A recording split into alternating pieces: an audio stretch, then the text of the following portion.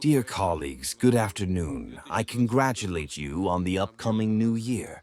2026 has been declared the year of unity of the peoples of Russia. I have just signed a corresponding decree.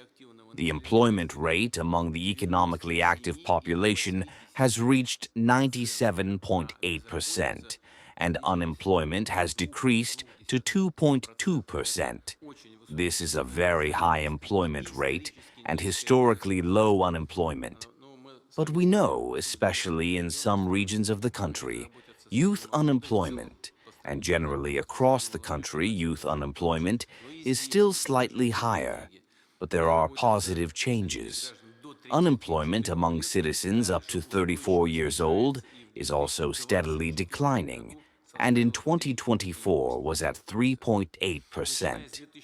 Since 2022, roughly 2.6 million more people have been involved in the economy. These are good positive indicators.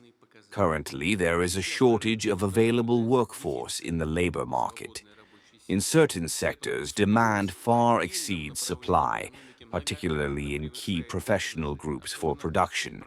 These are skilled workers and engineering personnel. Thus, for one registered unemployed person with a working profession, there are almost 28 vacancies. This talks about the upcoming 10 to 15 years. It's already evident that it will be a time of colossal technological transformation and rapid development of artificial intelligence.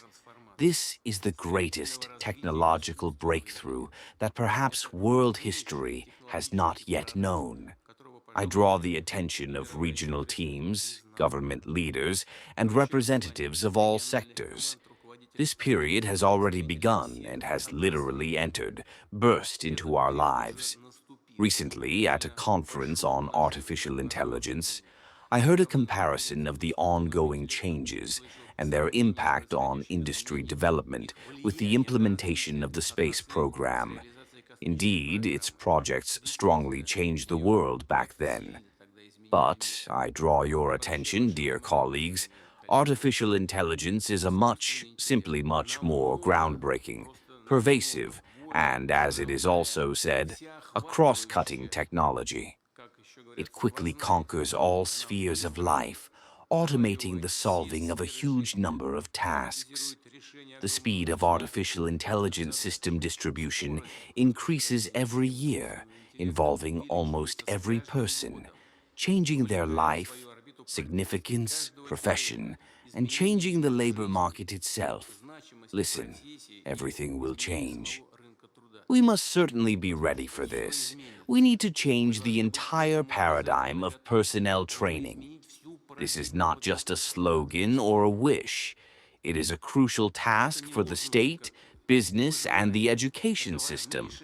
To solve this, we need to create accessible infrastructure, which itself must constantly change, along with progress in the economy, technology, and science.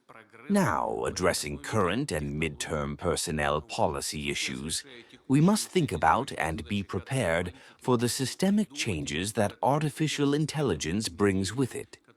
Technological restructuring has always led to the disappearance of some professions and the emergence of others, new ones. But this time, the changes are of a more profound nature. The principles of training specialists and their subsequent career growth will be radically transformed. The traditional trajectory of phased career development from education, then to a junior position, and further to a leadership role, will inevitably change. In the span of a month, demand for certain specialties and high-level specialists will significantly increase, while artificial intelligence gradually replaces workers in initial levels, including creative and even intellectual labor. The expansion of artificial intelligence use in production processes will not only replace individual operations and consequently employees, but, as I already mentioned, create new jobs that require the ability to set tasks, work with data, possess engineering thinking, and take responsibility. Dear colleagues, I draw your attention. We have an extremely short time frame to react and implement actions in response to rapid changes. At the federal level and in the regions, we need to preemptively develop approaches to respond to these challenges from the education system and labor market. I suggest annually identifying 100 educational organizations that, unfortunately, show the worst results. And this is precisely where we need to help change the situation for the benefit of students in the regions and the entire country. Specifically for each of such organizations, together with regional authorities, with you, dear colleagues, we need to develop and implement programs of recovery or reorganization. We absolutely must engage in this. We must not allow any stagnation here.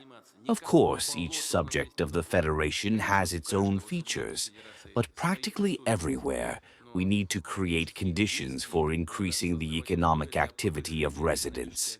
And I emphasize, special attention must be paid here to veterans of the special military operation and their families. For the record, in the next 7 years, we need to involve 12.2 million people in the economy. There, they help the guys choose professions.